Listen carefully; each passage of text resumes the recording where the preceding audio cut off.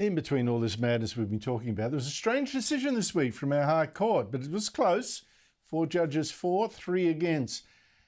The court threw out a Victorian tax on electric cars and low-emission vehicles, a tax that's meant to make them pay for the roads like drivers of petrol cars already do by paying the Commonwealth excise on petrol every time they fill up.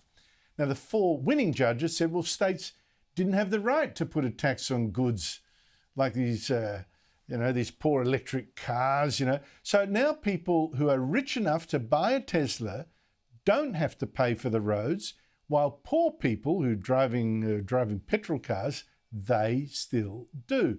Joining me as Sky News presenter James McPherson of the Late Debate here on Sky at 10 p.m. and Evelyn Rae, writer, commentator, and now also appearing on a new show here at Sky called The Sunday Showdown.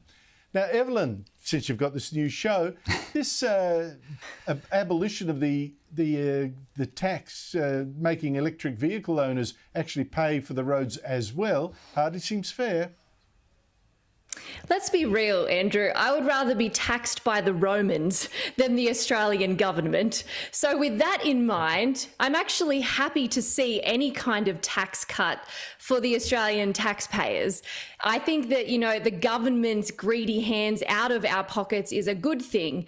Regardless of how deep those pockets are, the government, and especially the Victorian government with all the debt that it's in, have proven themselves to be completely, woefully incompetent when it comes to spending other people's money. So I don't mind if they're shooting down tax grabs. I'd just like to see more of it, especially for those who need it most, which of course, like you mentioned, isn't going to be those who have the money to purchase a Tesla.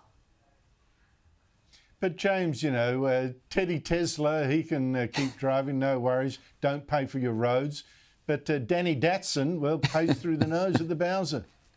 Gee, if you're driving a Datsun this day and age, Andrew, you do need help. The Victorian government are not only incompetent with tax money, they're not even competent enough to introduce a tax that's legal. I mean, talk about a joke, but you're right, it is unfair. If you're driving a Tesla, not only are you using the roads, you're probably using them more because you're not paying as much for fuel. And electric vehicles are that much heavier than petrol cars. You're probably doing more damage to the road.